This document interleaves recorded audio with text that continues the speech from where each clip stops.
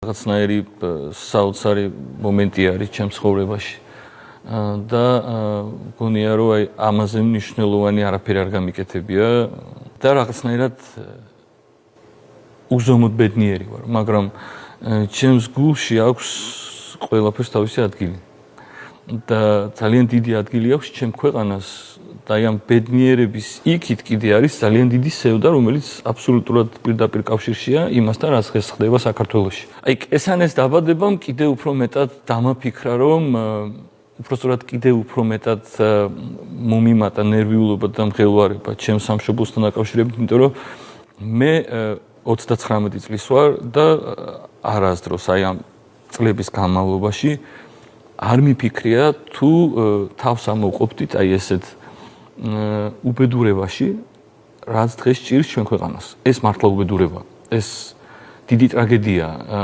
რაც დღეს ხდება საქართველოში, იმიტომ რომ ფაქტობრივად ვართ ზღვარზე. ჩავბარდეთ მტერს ჩვენივე ხელით, უბრალოდ ჩაგვაბარონ მტერს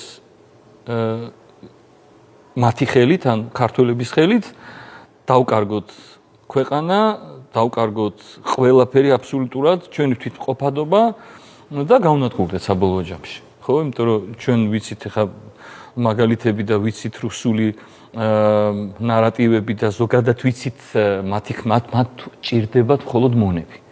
მათ არ ჭირდებათ განვითარებული ქვეყნები, მათ არ ჭირდებათ დემოკრატიული სახელმწიფოები, მათ არ ჭირდებათ განათლებული საზოგადოება, მათ ჭირდებათ აი რაღაცა დონეზე გაჩერებული და დაპაუზებული ერი, რომ მართონ ისე, როგორც მათ სურთ, რომ შემდეგ იყვნენ ეს ადამიანები და აი ჩვენ უბრალოდ იცით რის იმედი მაქვს, რომ ჩვენ ძალიან მებრძოლიერი ვართ. სულ მახსენდება ხოლმე სკოლაში ძალიან კარგი ისტორიის პედაგოგი მყავდა და ისედაც მამასგან, დედაჩემისგან, ჩემი დისგან და ოჯახისგანაც ხო ეს ინფორმაცია ჩვენი ისტორიისა, რაც ვისწავლეთ და რაც წაგვიკითხავს, არ მაძლევს იმის საშუალებას ვიფიქრო, რომ ჩვენ დავნებდებით და ამ ბრძოლას წავაგებთ პირიქით. ბრძოლა მონობა ახსენე და უნდა ალბათ უფრო გაძლიერდეს ეს ბრძოლა. მე არ მაძლევს იმის. არ დავთმოთ ეს. რა თქმა უნდა, იმიტომ რომ ზუსტად ვიცი, რომ ჩვენ აუცილებლად გავიმარჯვებთ, უბრალოდ აი პროგნოზი მიჭირს.